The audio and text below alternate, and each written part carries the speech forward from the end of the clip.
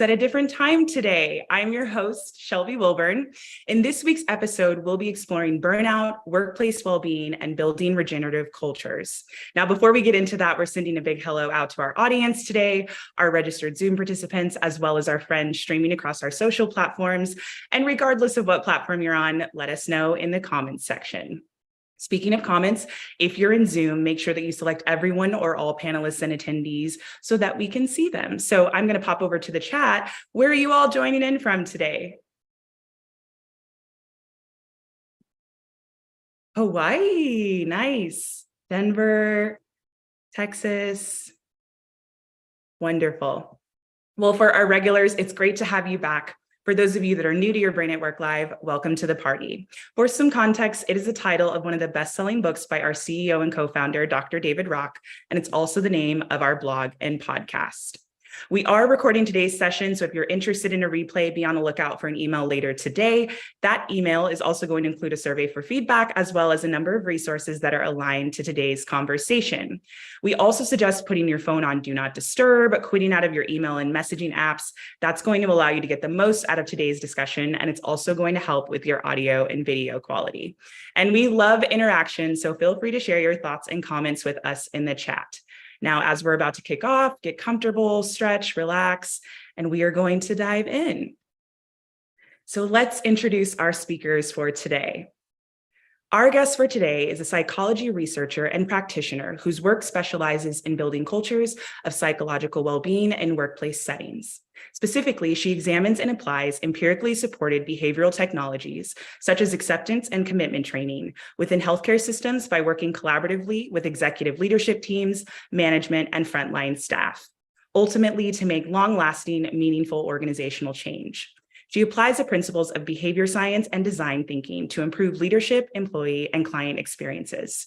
She is dedicated to continuously improving the working conditions of healthcare providers so they can focus on what matters most, the patients they serve. Please join me in welcoming Allison Sharko. Allison, it's great to have you here today. Hi, Shelby. It's great to be here. Thanks. And our moderator for today is a passionate explorer of the intersecting lines of narrative, communication, and culture. He steers strategic communications and public and private research partnerships for some of the most impactful companies in the world. This was the foundation of his academic research. Today, he puts his brain to work at the Neuroleadership Institute, where he leads our marketing and communications efforts to grow and strengthen the NLI community around the world. You might even recognize him from the LinkedIn comments section on our weekly show. Please join me in welcoming NLI's Global Vice President of Marketing and Brand, Evan McFalls. Evan, it's great to have you here as always, and I'm passing it over to you. Thanks so much for the warm welcome, Shelby, and hello to the NLI community. Allie, it's so nice to be here with you today. How are you doing? I'm well. It's a beautiful day in Reno, Nevada. It's nice and sunny. The weather's been great. Work's going great. So I'm doing well. How are you? I'm doing very well. Also enjoying some beautiful weather here in the New York area. And thanks so much to the NLI community for joining us today. I'm really excited to dig in with you, especially, thinking about some of the research that you've done and a lot of the things that, you have applied your caring, your care to and really advancing outcomes in the healthcare space. So one of the things that I really want to draw focus towards in the beginning is we're seeing a pretty dramatic uptick in reports of job burnout around the world. And that's not only, being articulated through some research reports that are coming out, but it's also being demonstrated by some people's daily behavior. So something I think about oftentimes as a marketing leader is that people tend to tell you what's on their mind, not only, verbally or in a chat like in Zoom, but also through what they're sharing in their search bar. And something that we found recently is that searches for burnout and job burnout have been at an all-time high for several years, since the beginning of the pandemic in 2020 and up until now. So it hasn't abated. And it sounds to me like people are really struggling out there. And so I'm really excited to explore that with you and really think through what it means to habituate well-being in the workplace and why it's important for us to do that. But before we jump in, I would love to give the audience here with us today an opportunity to get to know you. So why don't you tell us a little bit more about who you are, what you do, and a little bit about the research that you've been doing. Sure, thank you. So as Shelby mentioned, my name is Allison Sharko. A lot of my friends and colleagues call me Allie, so you can call me Allie as well. And I am currently a doctoral candidate in the psychology department at the University of Nevada, Reno. I obtained my bachelor's and master's degree in psychology, and my PhD work has been focused and concentrated on organizational psychology. And I spent about 7 years working in my psychology lab with my advisor to provide consultation to the University of Nevada, Reno School of Medicine, where our lab has a consultative relationship with the executive leaders at UNR Med.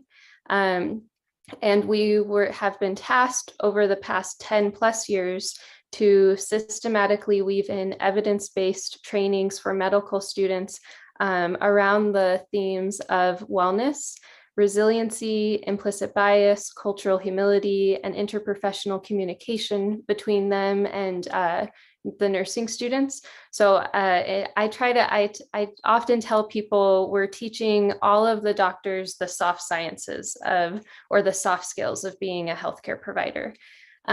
So I did that for many years. And then a couple years ago, I worked in a local in Reno, Nevada, one of our largest healthcare systems in the process improvement department, where I did a lot of lean process improvement work and started to try to build a burnout well-being program for that healthcare system. And then just recently, about 2 months ago, or actually 5 weeks ago, if we want to be very specific, I transitioned out of that job at that in-process improvement for that local hospital to take a brand new opportunity at the Mayo Clinic as a client experience architect for their laboratory services, where I'm trying to essentially apply the same idea of behavior science and design thinking in this context to see how we can improve the working conditions of our laboratory staff and our phlebotomists and our lab specialists so they can ultimately provide better patient care. So my passion in working in healthcare is just continuing to be an advocate for the better working conditions of our healthcare providers, teaching them these evidence-based approaches to manage their own well-being, and working with leaders that can make concrete decisions related to policies and procedures and guidelines within an organization to make sure that they're promotive of protecting and fostering our healthcare providers' well-being. Because a lot of the science that I've been studying over the past decade has demonstrated that if your healthcare staff is taken care of and they're well and their needs are being met, then they're going to have less medical errors. They'll make less biased decisions. They'll stay in healthcare longer. And I could keep going and going, but I think that that's a good general description of what I've been up to. Thanks so much for sharing that. And I just want to acknowledge that this is incredibly important work, particularly because we understand that our healthcare providers and all of the staff that surround our healthcare providers, it's an extremely critical element of public life. It is also extremely demanding work, which does levy a pretty hefty tax on individual resilience. And I want to dig into that a little bit, because I think that you, by virtue of your work, have an in-depth and perhaps granular understanding of what it means and you know, kind of the differentiation between those organizations that are really thinking about better healthcare, or excuse me, better employee wellness outcomes versus those that don't. But before we do, I think that something that we discussed in the preparation for this show was really thinking about the origins of this term burnout and what it means. Could you share a little bit about that with the audience? Yeah, I think that I'm, as a scholar, a student, a forever student and researcher, I think it's real, this concept of burnout, and you think about the historical origins of it, at least in our modern day popular culture as it is today. It's really interesting that we're hearing about it. The World Health Organization has a definition of burnout now. Lots of well-validated psychometrics of all sorts of variations have been coming out on ways to assess the degree to which one person or a group has burnout. And the term, as well as the very original psychometric that was used to assess burnout, originates from a researcher. Her name is Christina Maslach, and her colleagues in the 1970s, they were organizational psychologists, and they actually went into a healthcare clinic. They went into multiple healthcare clinics, but the term occupational burnout and the concept of burnout was first introduced into the literature by Maslach and colleagues when they observed those three main characteristics of what it's typically comprised of, which is emotional exhaustion, depersonalization of consumers, and a reduced sense of personal efficacy. And so they identified those three main features and started to define it and started to develop what's known as the Maslach Burnout Inventory. And there's a lot of different variations of the MBI, but it's kind of, for many years, it was viewed as the gold standard measure of burnout. And researchers are continuing to provide different psychometrics, but it is important to acknowledge the historical origins of the term and knowing that it originated in healthcare settings.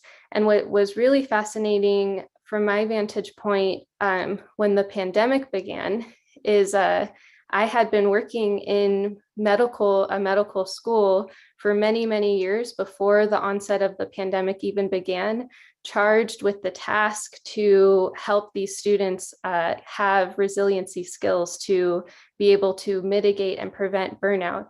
Healthcare educators, medical education knew for about 15 years prior to our pandemic that there was a burnout epidemic within healthcare providers, especially in physicians, to the point where it's now mandated in the liaison of medical education, the Liaison Committee of Medical Education, LCME. It is a mandated requirement for every medical school to teach students well-being and to have well-being programs in their schools right now. And these mandates were in place years and years before the pandemic. So it's very surreal to be working in-depthly on this concept and then seeing this healthcare pandemic hit our healthcare systems and kind of know like they're already in a very fragile state.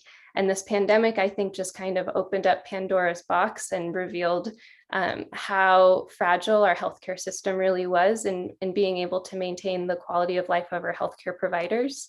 And when you mentioned how over the past couple of years, we're starting to see more and more of this awareness of occupational burnout and this uptick in Google searches for it, it also got me thinking about progressive muscle relaxation, which for those who aren't familiar about progressive muscle relaxation, it's this concept, or it's a technique that's used in a lot of clinical practice, where the idea is first you clench your body really, really tight, and then you relax. And there's guided exercises on YouTube or apps to do this, where you start with like just clenching your fists, and then you move to your shoulders and all the way up and down your body. And it's this idea that we do progressive muscle relaxation, so we can really hyper notice the distinction between being stressed and being relaxed. And when we're constantly in this state of stress, and someone says, relax, it's hard to even know what you're like, I am relaxed. Can't you tell that I'm relaxed? But we have to actually practice this like tension and relaxation and tension and relaxation. So I think at a larger cultural level, it's almost as if finally everyone was able to relax and have this pause. And now we're all noticing like, wait a minute, I have never been given this opportunity to sit back and have this pause. And now I'm noticing that I'm being asked to go back into this very tense environment. But now I've experienced this moment of pause and release. So I'm noticing that being in this state at all times is not necessarily normal.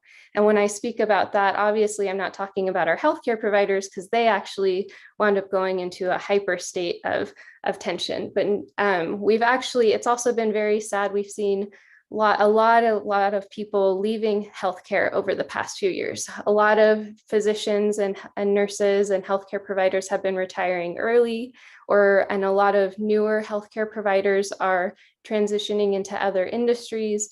We have a huge healthcare provider shortage in the world, and the pandemic, again, it just kind of like brought to light of, oh, these are the working conditions of being a healthcare provider. I don't know if this is really where I want to be. So every time I meet a healthcare provider, I always try to very consciously, mindfully acknowledge them and tell them how grateful I am for them. Because no matter who we are or what age we are or where we're at in life, every single one of our lives is touched by a healthcare provider at one point or another in our life.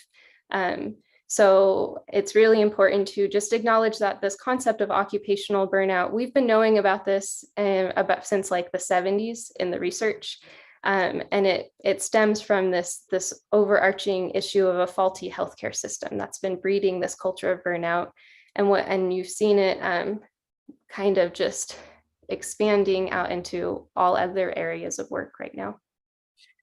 That's really fascinating. And, thank you so much for walking us through that. And I did see some comments in the chat requesting, that we share some of the references. I do just want to remind everybody that there will be a follow-up email that you receive as registrants, and we will be including additional references for you. So just want to make sure that you have access, or make sure that you're aware that we will be looking out for you. Now, with that said,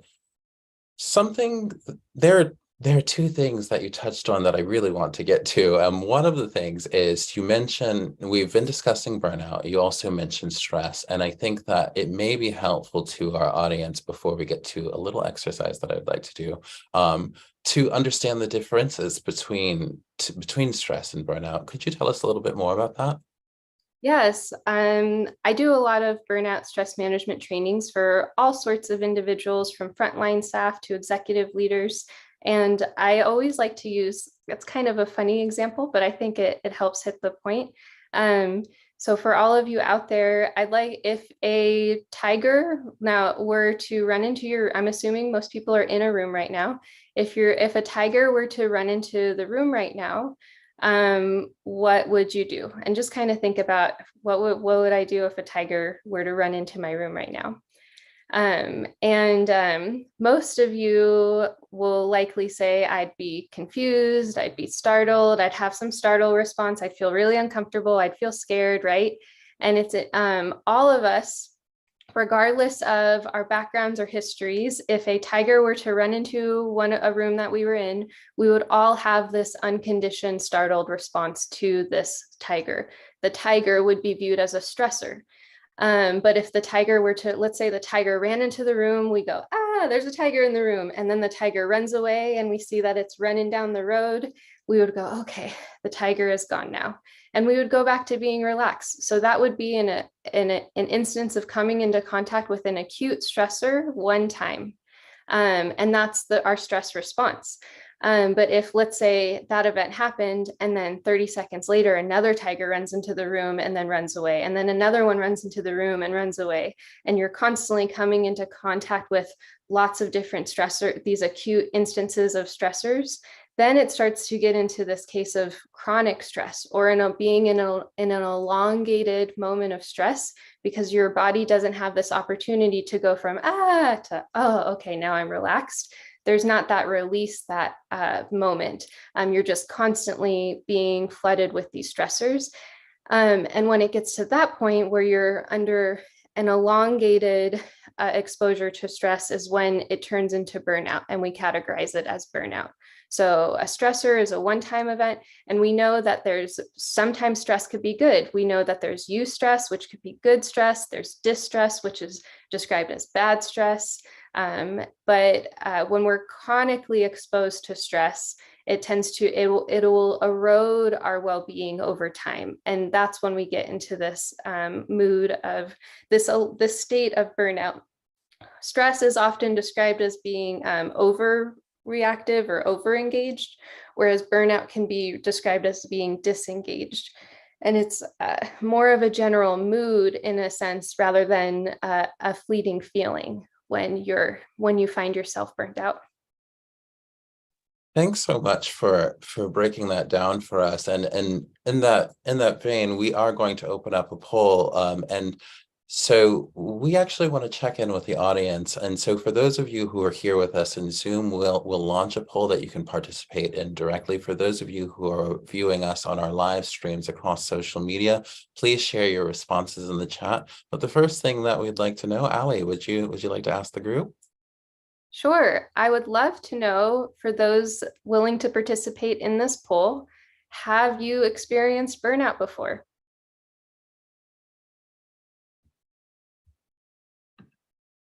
And so we'll continue to monitor this for just a few moments. We're getting lots of responses on the chat, or excuse me, lots of responses in the poll, and I'm sure lots of comments across social media. So thanks so much, folks, for sharing.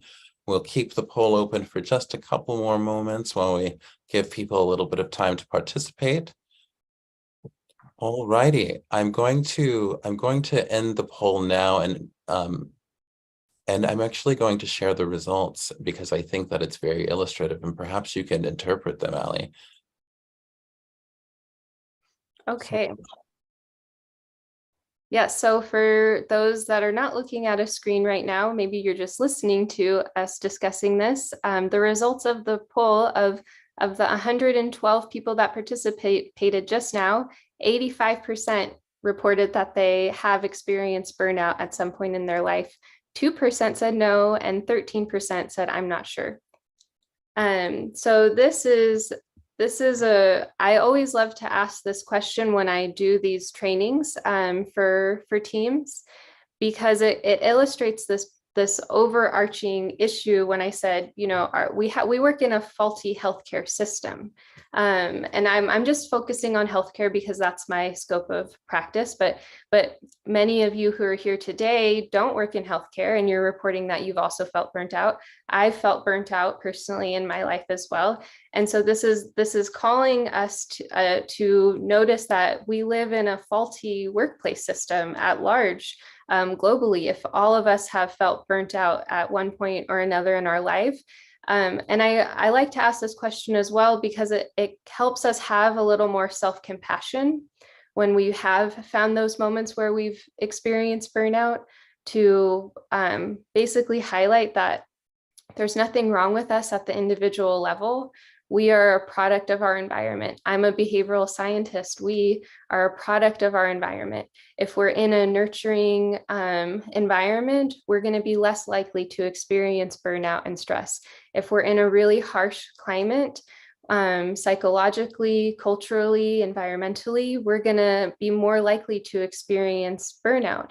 And when I do these trainings as well, I like to ask people, how many people have seen that image when you type in the word burnout or resiliency and you go to your Google Images.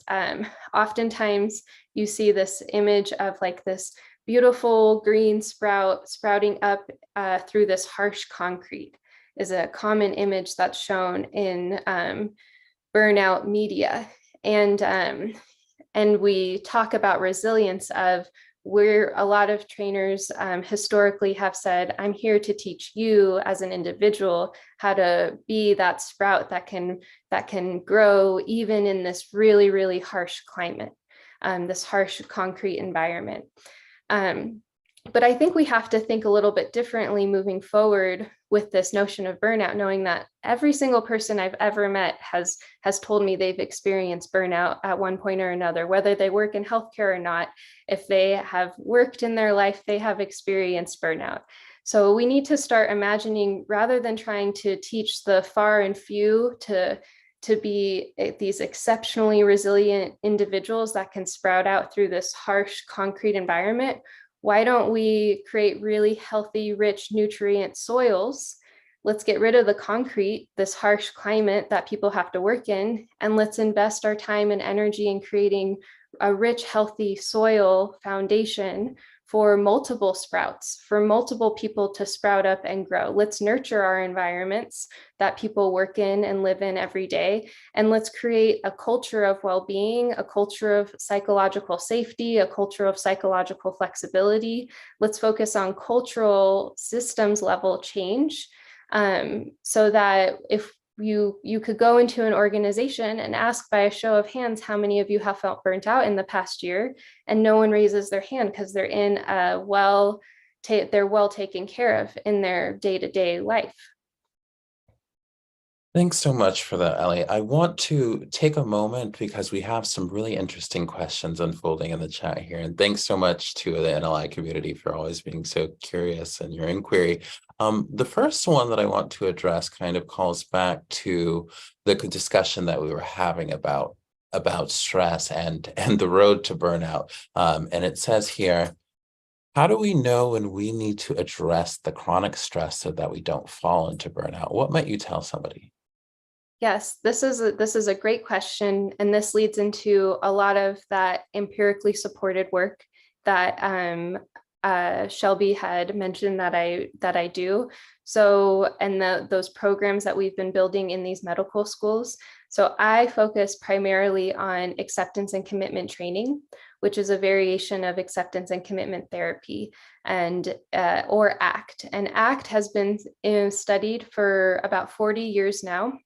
And there's been over 1,000 randomized control trials comparing its effectiveness to lots of different modalities. And it's broken into a combination of, you even see, I saw the other day, ACT is now being referenced even on Headspace, that meditation app, and all sorts of other resources. If you go to the World Health Organization, they have a packet on how to manage stress, and it's rooted in acceptance and commitment therapy and training. And it's a combination of mindfulness techniques as well as empirically supported behavior change strategies.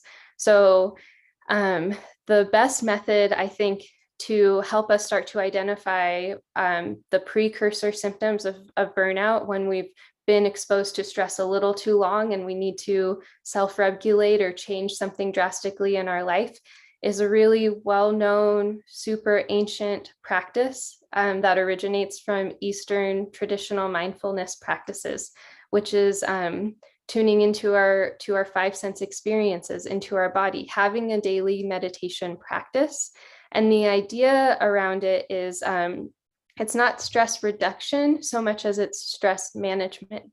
So if you can get really, really in tune with what does stress viscerally feel like in your body, what are the physiological, biological effects of stress, how does it manifest uniquely in your body, and you have a daily regular meditation mindfulness practice, you get really, really sharp and agile at noticing in the moment when you are having just a little bit of a stressful day or a little bit of a stressful week versus being on the cusp of falling into burnout. An example of this for me personally is when I had a crash and burn, when I crashed and experienced burnout in my life, just like 85% of the people here.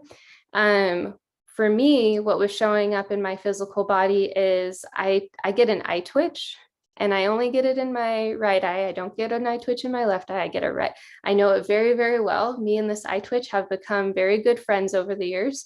So it starts with me getting a little bit of an eye twitch, and I go, okay, I need to stop wearing my contacts. I'll put my glasses on.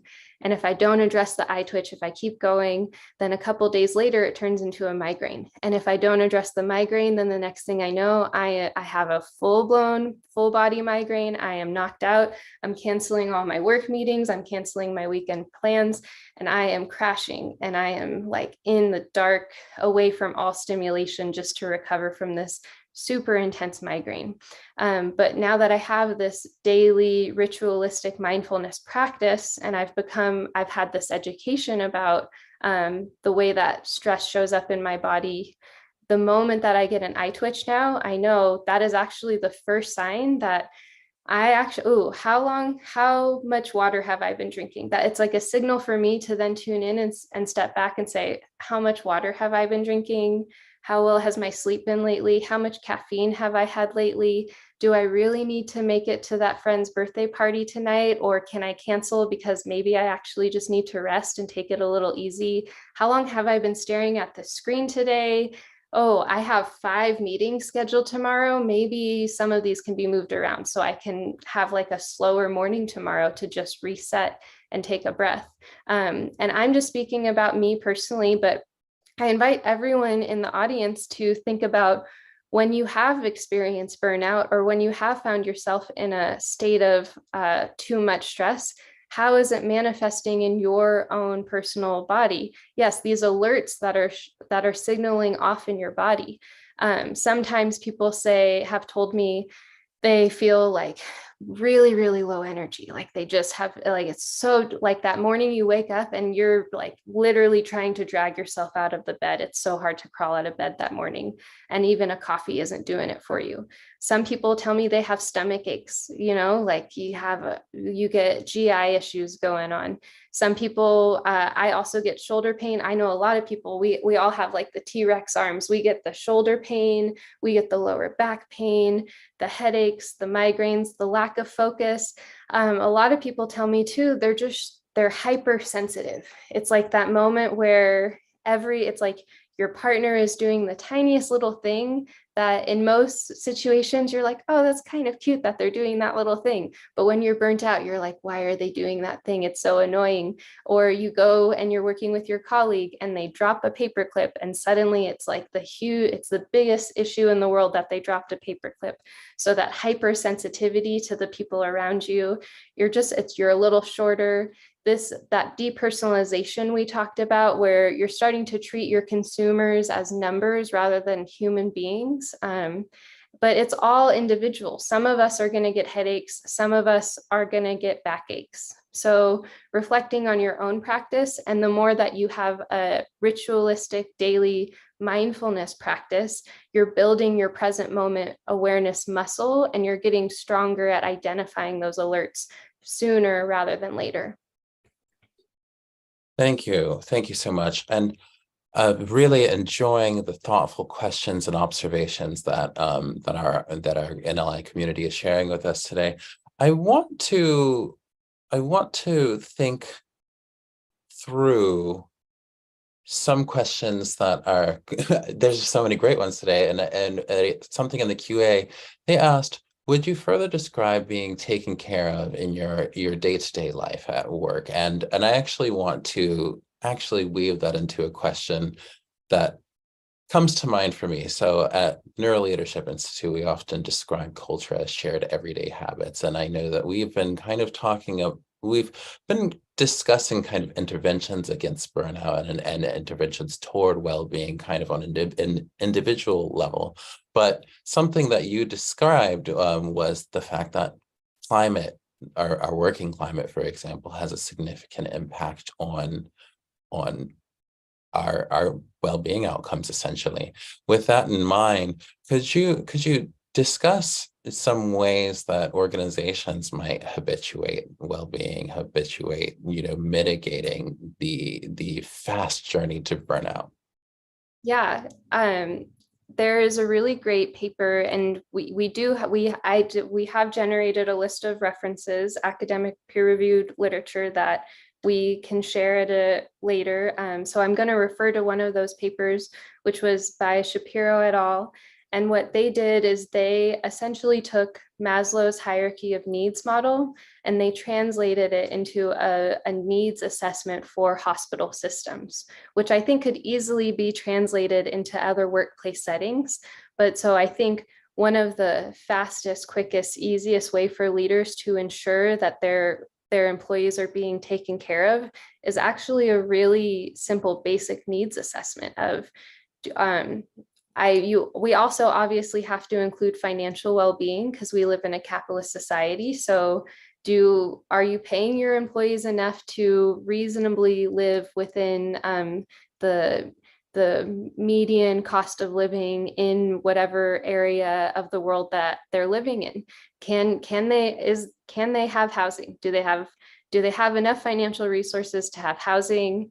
If they're not a remote worker, do they have food?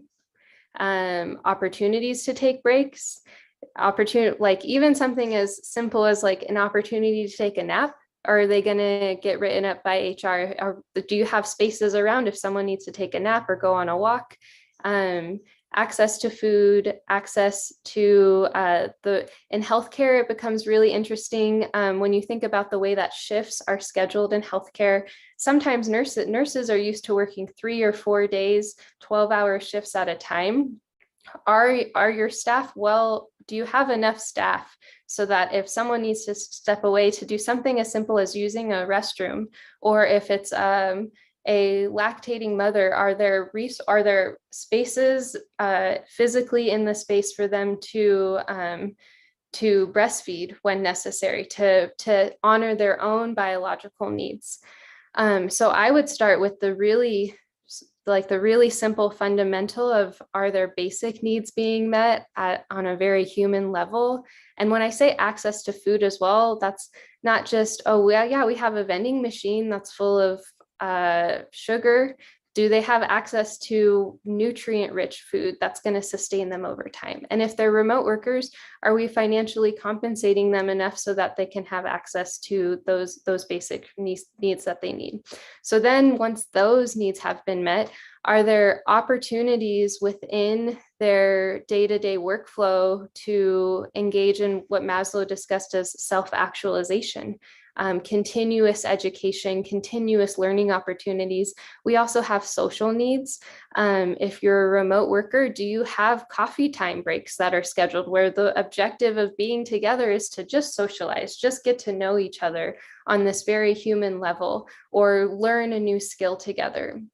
I know that at Patagonia, because they're one of a lot of their warehouses are based in Reno, Nevada, that they are a lot of their workers are who work in the distribution center. They have workshop opportunities where community members outside of the distribution center come in and offer them hands-on workshops to learn how to garden, how to speak a different language, how to brew coffee, all sorts of ways to stimulate their mind. And are there opportunities for career growth for those that want that desire to grow within the organization, and what programs are built in for that as well? So all of these staff engagement, employee experience programs are wonderful. But I do want to highlight that before even addressing employee engagement and this notion of self-actualization, are your employees' basic needs being met? Thanks so much. Wow. And somebody rightly touched on, I think, that really some of those factors that are identified in the Maslow's hierarchy of needs, and really thinking about, what is important for employees as well as everybody in the world. I think that there is a meaningful connection to the Neuroleadership Institute's SCARF model, which refers to status, certainty, autonomy, relatedness, and fairness. And so seeing some meaningful connections there, I want to take a moment to really think about this question of bias. Actually, I think that this is really important, because something that you were describing was that as you find yourself making your way or making your way down the road to burnout, or as you find essentially that your cognitive faculties are taxed perhaps beyond regular availability, that there is some likelihood that there will be further mistakes or other negative outcomes. And to me, that seems pretty significant. And so I would love to hear a little bit more about what that looks like. And if you could start with the question of implicit bias, I think that would be helpful. Yeah, thank you for asking this question. This has been the area that my doctoral dissertation is focused on, this connection between burnout and bias, and a huge theme of the research that's been growing at the UNR School of Medicine in collaboration with the Performance System Technologies lab that I'm a part of in the psychology department. So this notion of bias in general, from a psychological evolutionary perspective, everyone is biased. We're all biased.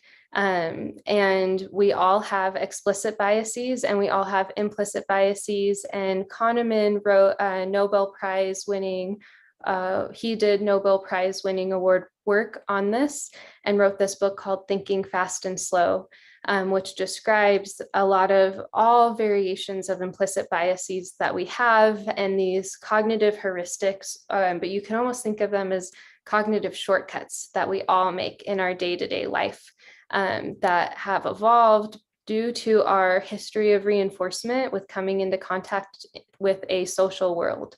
So there are these deeply ingrained social, cultural biases that all of us have. And when we're not stressed, when we can take our time, when we're in tune with our values, when we're noticing the present moment, when we have a high level of psychological flexibility, we can notice when our biases and our implicit biases are showing up in the moment, label them for what they are. Ooh, this is a bias that's showing up for me right now. And then pivot back into the direction of our values and make value-based decisions, equitable based decision making when we're taking care of psychologically, physically, emotionally, etc. When we are depleted, and Kahneman, as well as other researchers, Barnes Holmes and colleagues in the relational frame theory literature, contextual behavior science literature, they talk about it as brief, immediate relational responses and elaborated extended relational responses.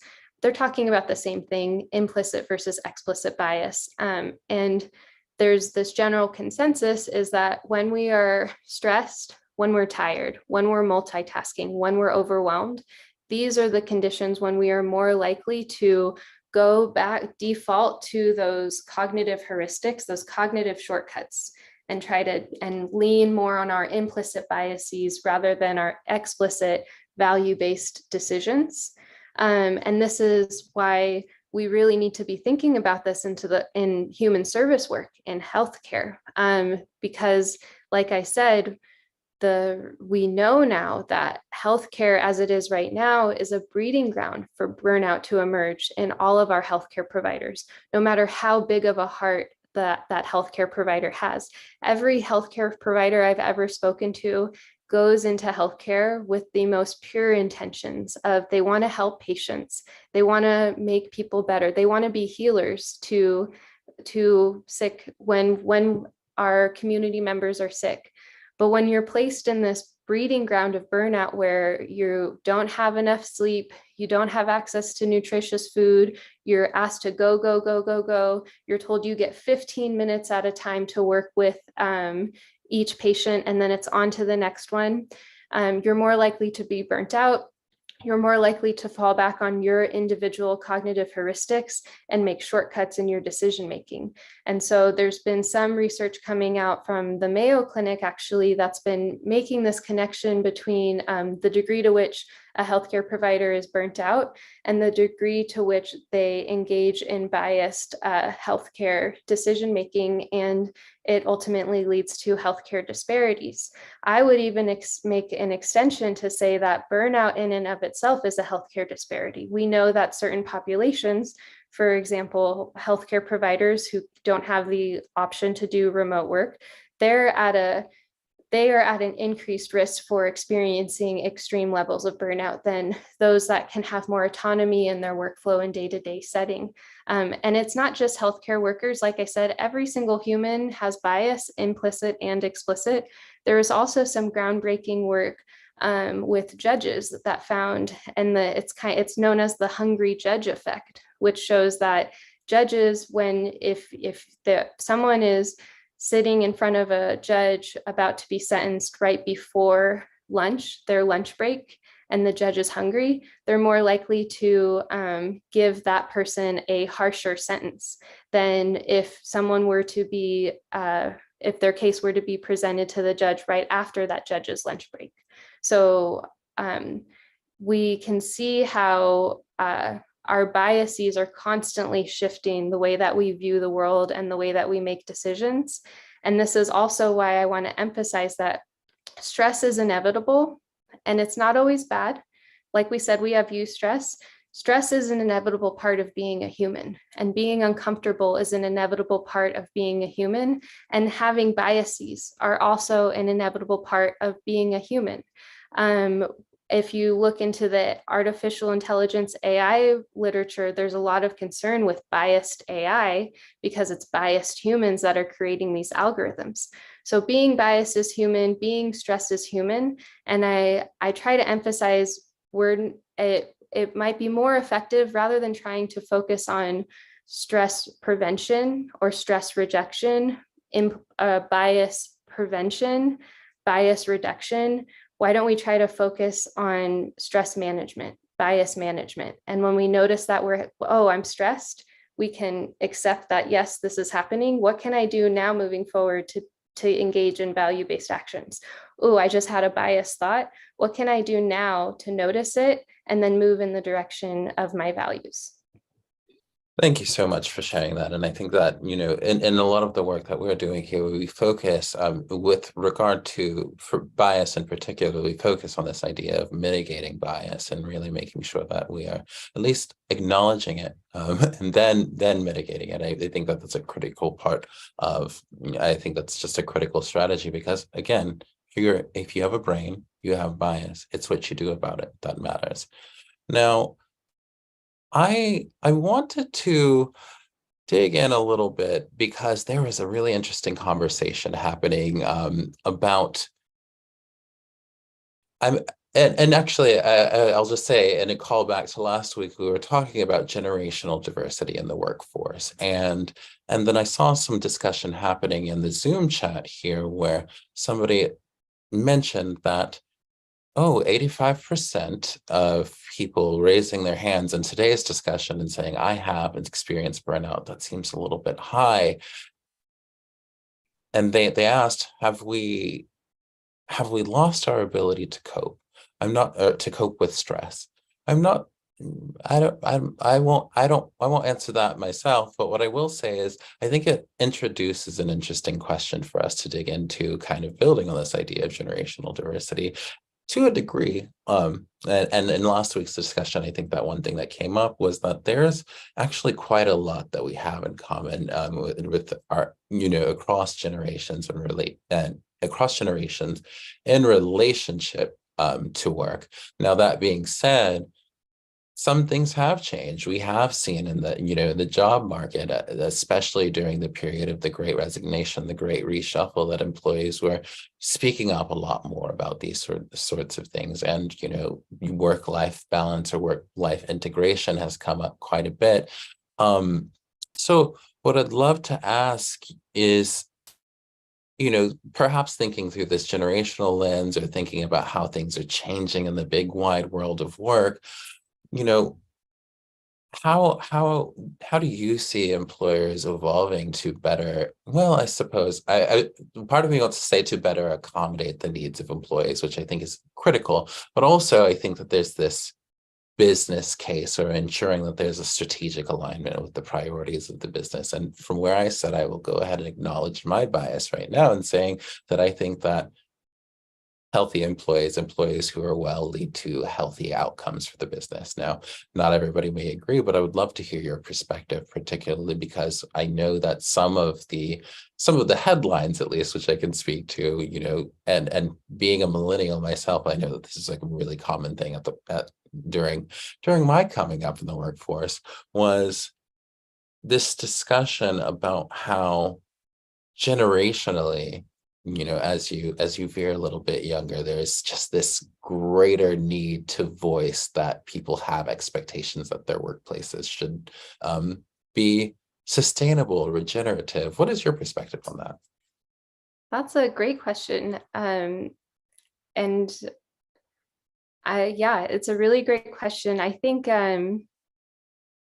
as we move forward as in our culture, that we historically, when you think about the origins of what did work look like 100 years ago, and we knew that children were expected to work from a ripe early age of like 8 years old, or maybe even around that age. I'm just speculating, but we know, like, you know, pre-industrial revolution, but even before that, this notion of work, we think about it kind of originated on farms and agriculture, and our family units were our colleagues, where people were having lots of children because they were developing a workforce to manage their agriculture farms. And then we had the transition in workplace culture to the Industrial Revolution.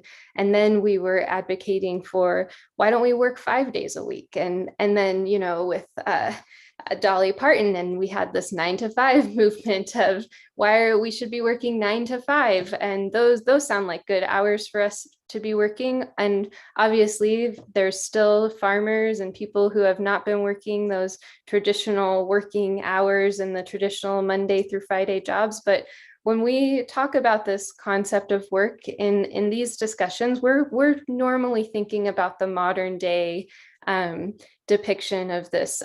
We work 9 to 5, Monday through Friday. We do our job, we clock in, and we go home. But there's all sorts of variations of work and ways to generate that monetary capital.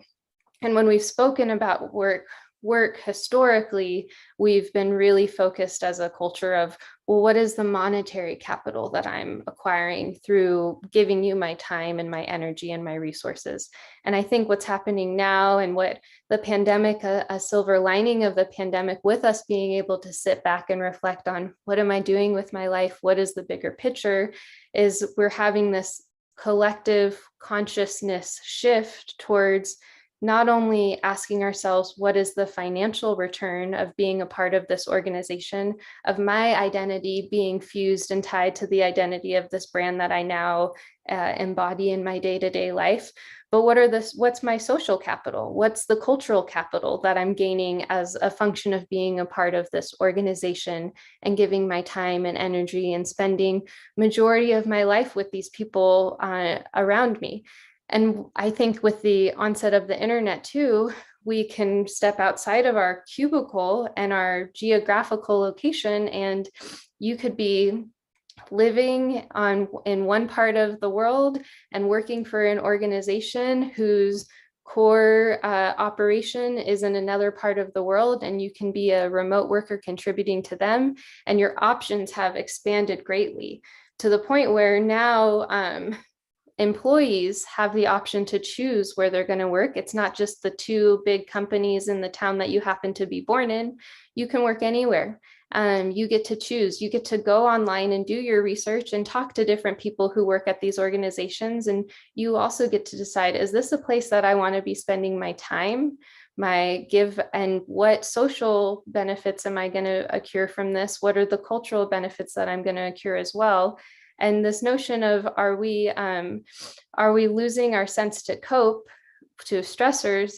I actually think it's quite the opposite. I think this ability to notice when you're having headaches, when you're being really agitated with your loved ones, when your body is when your shoulders are super stressed, when you're being asked to engage in behaviors that seem incredibly like control oriented and arbitrary, and don't really result in like, you can't really connect the dots between why physically showing up and working these hours and ascribing to these particular rules, how are these rules even connected to the bottom line?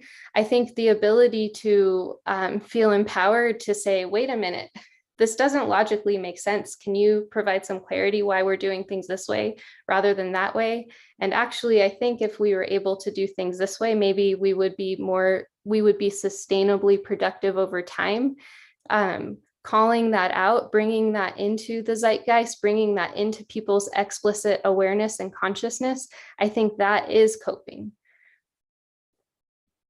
Well, thank you so much, Allison. I found this today's discussion to be extremely enlightening. And thank you so much for the work that you've been doing with the healthcare community to improve their well-being. I think that we can all learn a great deal from you. With that said, I want to ask you one last question. Before I do that, I want to let the audience know that we will be launching a poll. Please do submit your answers. This is just to let us know how we can help you in following up. And in the meantime, Allison, I just want to ask you one big question, and then I'll pass it back on over to Shelby. And that one big question is, there's one big idea that you could leave the audience with today. What would that be? I think the big idea that I would love, I think there's two big ideas actually. One is just understanding that if you or someone you know has experienced burnout at one point in your life, that it's not an indication of a failure or fault on you, but that it's just a reflection of this larger culture that we're all living in and we're all going through together.